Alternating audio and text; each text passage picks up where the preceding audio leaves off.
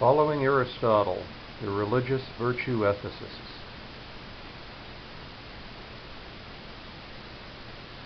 As we've seen, Aristotle is a very influential figure, and his influence cannot be underestimated.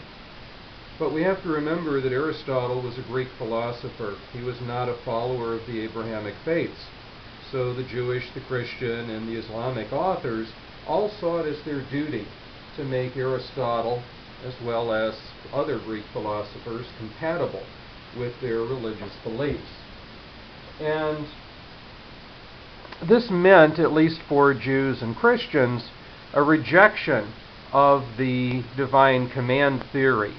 The Muslims will continue to hold on to the divine command theory, but the Christians and Jews will replace it with what's called natural law theory. And this is the idea that all things are made for a purpose in the way that God intended.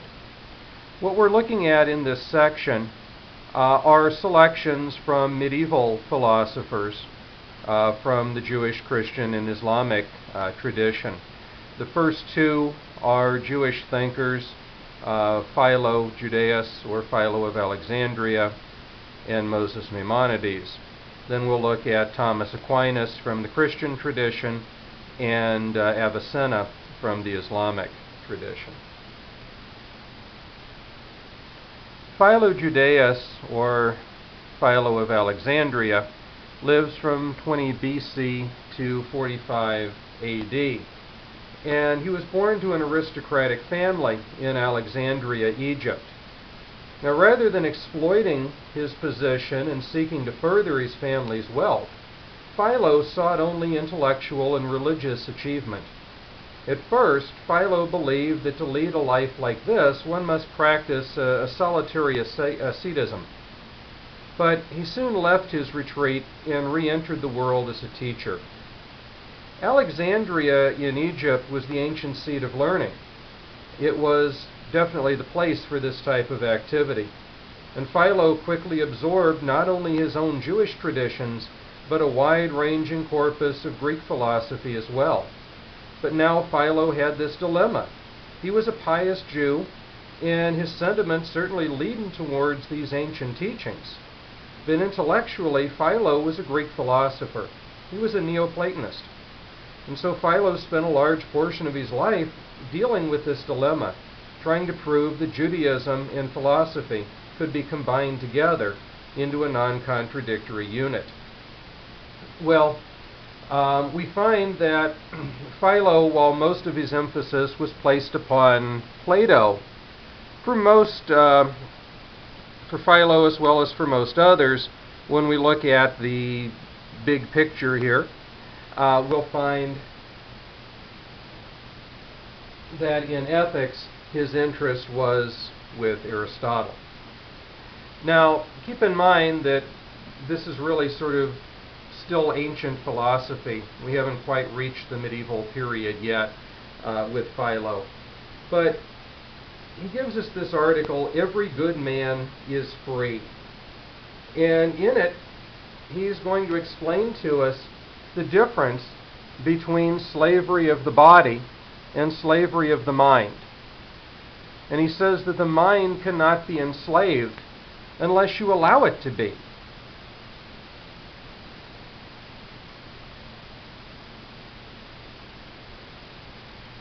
He writes, "Those who speak of slavery as the real condition of men, of the greatest importance and genuine nobility of birth, men who can refer not only to their immediate parents, but their grandfathers and remote ancestors up to the very first founders of their race, as having been in the highest esteem both amongst men and women, while on the other hand they speak of men whose last 3 generations have been branded as slaves, born of slaves, who have never been anything but slaves, as free.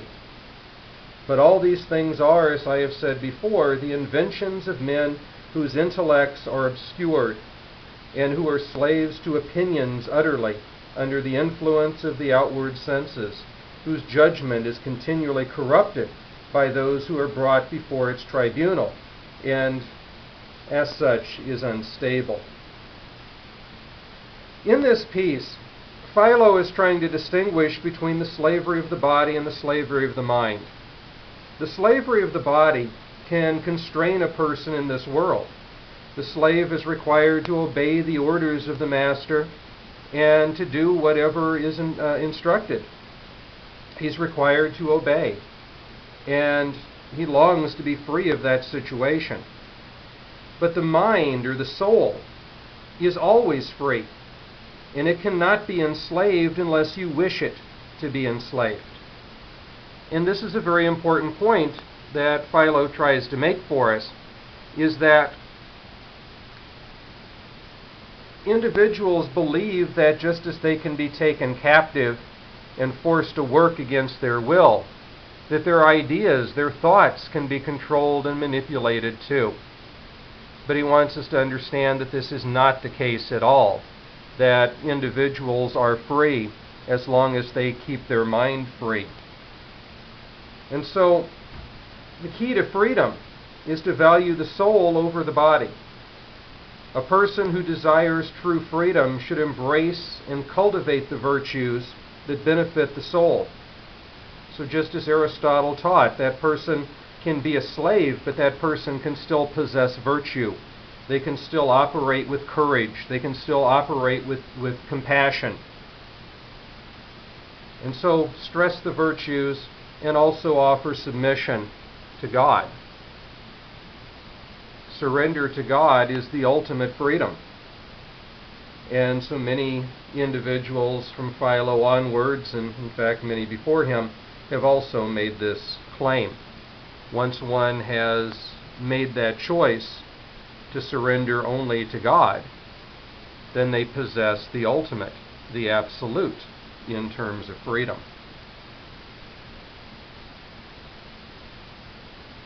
The next figure that we want to look at is Moses Maimonides.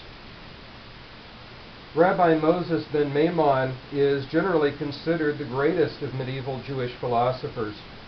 He was born in Cordova, Spain in 1135 to a wealthy family which claimed its lineage all the way back to King David.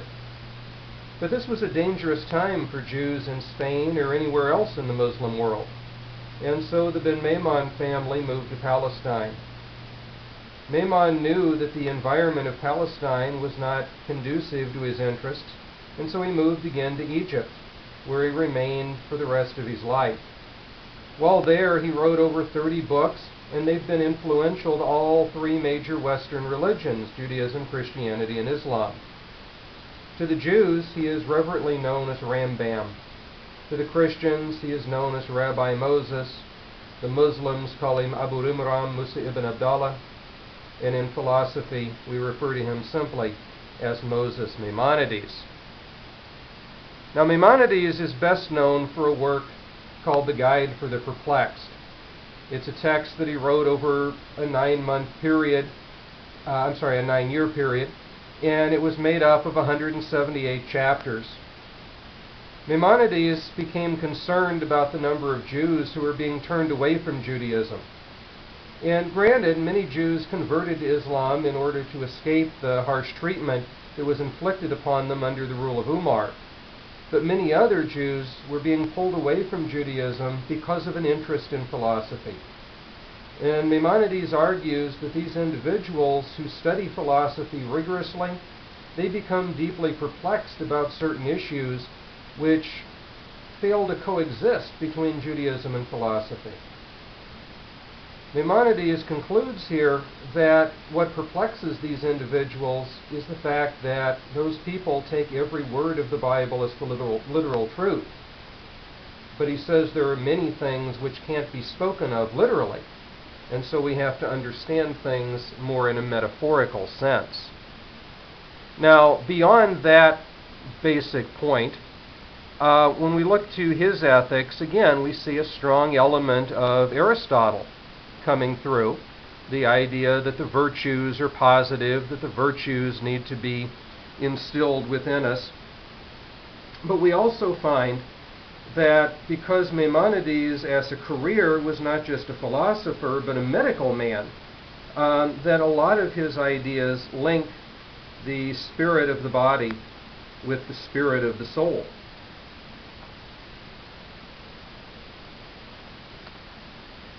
He tells us that if the body ails, a physician has to heal it. And the same is true for the soul. The soul can be made healthy through good deeds, and the soul can be made sick by performing bad or evil deeds. And so we should always try to seek the middle ground and avoid those extremes.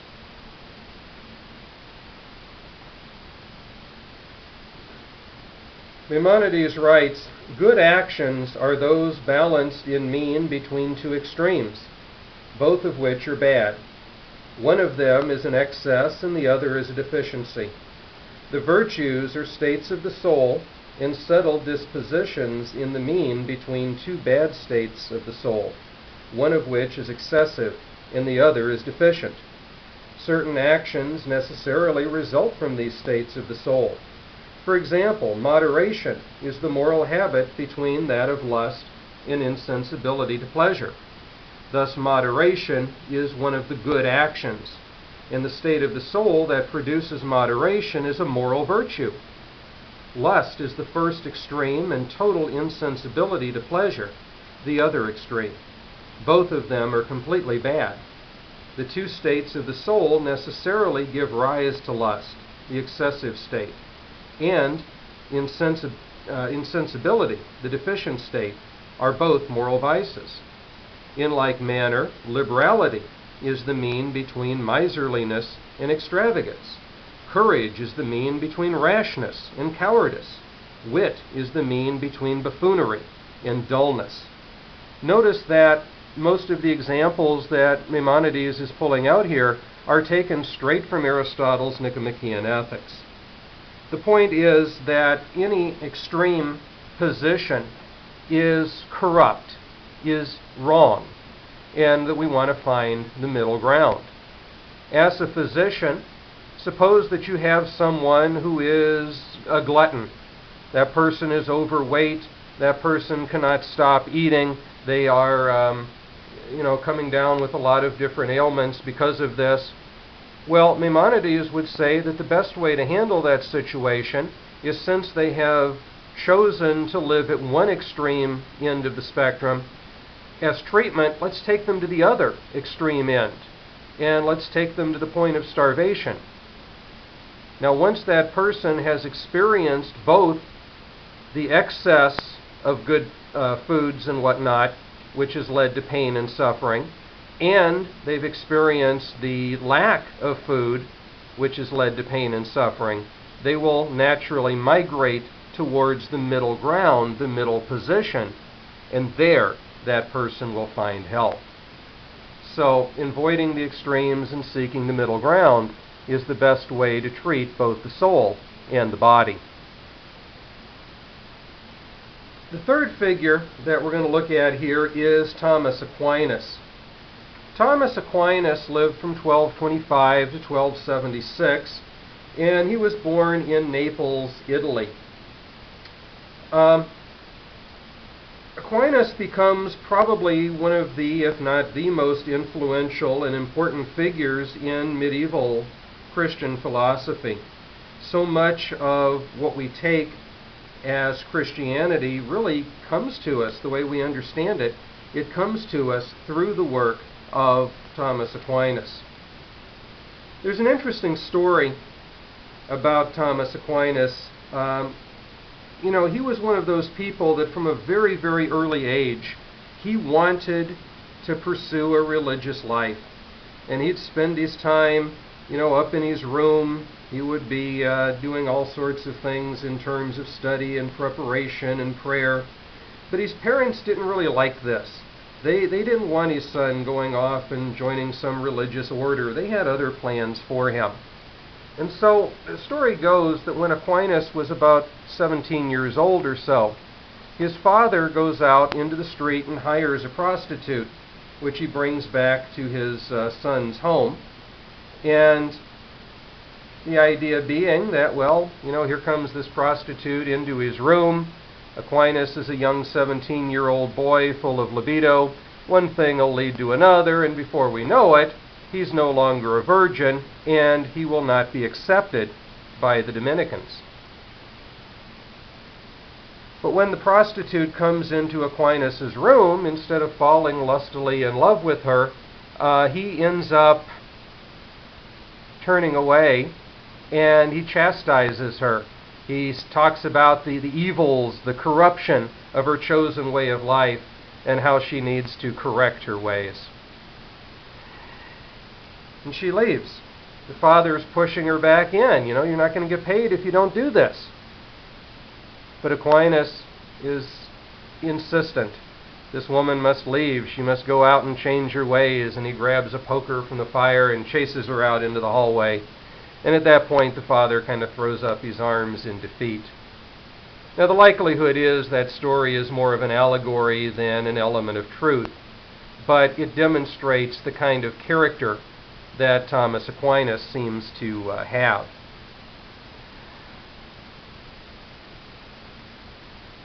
Aquinas wrote a work called the Summa Theologica. You saw it on that previous screen, multi-volumes, very large work, a summary of theology. And within it, he talks about the different virtues, and he says that he basically agrees with Aristotle with regards to the virtues, how important they are, and how they need to be incorporated into our life. However, he says that Aristotle, being a heathen, left out something very important, and that is the theological virtues, because all of Aristotle's virtues were grounded to the level of mankind. They were earthbound. And Aquinas, as a very strong religious figure, wanted to take us heaven-bound. And so he drew this division between the cardinal virtues, the virtues of the material world, and the theological virtues. He says the cardinal virtues are justice, fortitude, temperance, and prudence. And each of these is very important for us. But the most important of these virtues is justice. Again, when we look at Aristotle's Nicomachean Ethics, he talks about a lot of different virtues, but he devotes an entire chapter just to the topic of justice. So there again, we see Aristotle and Aquinas in agreement on this. Justice is the most important cardinal virtue for us, because we have to maintain that sense of rightness, not just within our own life and our own practice, but it has to be taken to others as well. But in addition to those cardinal virtues, we should have theological virtues, and these are given to us as faith, hope, and charity. And Aquinas says that while all of these are important, the most important of the theological virtues is charity. The reason for that, much like with justice, is because charity is the one that extends beyond ourself. Hope takes place within our own mind and our own soul. Faith takes place within our own mind and soul. But charity extends outwards. And so it becomes the intermediary that allows us to link our earthly deeds to our heavenly goals. And that's why he considers charity to be the most important. So if we were to adopt Aristotle's ethics and to practice them, he says there's no problem with that. Just don't forget that we need to add the theological virtues on top of it. The final character we're looking at is from the Islamic tradition, and this is Avicenna, who lives from 980 to 1037. Avicenna was a great scholar, a great philosopher.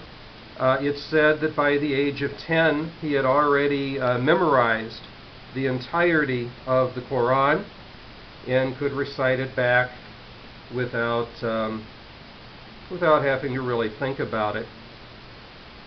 And much like these others, he wanted to unite religion and philosophy together. Like Maimonides, Avicenna was also a physician. And if you see the picture on the right hand of the screen there, it sort of looks like a bizarre torture instrument. But this was actually a device that Avicenna created to help straighten spines. And by all accounts, it saved lives, as horrible as it looks. But as far as the ethics goes, we've already seen that Islam will hold to the divine command theory. And because of this, Avicenna's use of Aristotle is going to be a little bit troubling to certain Muslims. He introduces in his metaphysics the concept of the necessary existent. And the argument basically is placed for you on the board. God is the necessary existent. He is a being that is completely and totally good. So God is ultimate goodness. Evil, he says, is the lack of good, which means that there is no evil within God. Now, many people have argued that this limits God's ability. You know, if there's no evil within him, then doesn't that put a limitation upon God? But Avicenna, says that it's really the terminology that gets us into trouble. Because much like I had talked about back in chapter 1, these terms like good and evil, right and wrong, all those dichotomies belong to the material world. It's our human mind trying to make sense of that ultimate reality. The fact of the matter is that God simply is. And therefore God's actions are always right. They're always good. So if we obey God, we do good. And if we disobey God, we do evil. Which means that God is man's ultimate role model, the place for us to look for moral guidance. You know, as individuals, we've seen with Aristotle, we saw with Confucius, that we don't just sort of randomly go out there and do whatever we want. We need a role model for anything that we do. We need to be taught how to do something. And so Avicenna says that if you're looking for a role model, there is no better role model than God himself. God is the absolute of goodness. We will never attain that level of perfection, but that doesn't mean that we shouldn't strive for it. So these thinkers that we've looked at from the medieval period, Philo Judaeus, Moses Maimonides, Thomas Aquinas, and Avicenna, they all incorporated elements of Aristotle's ethics along with their own knowledge, their own skill, to try to give us a way of understanding morality within the context of medieval faith.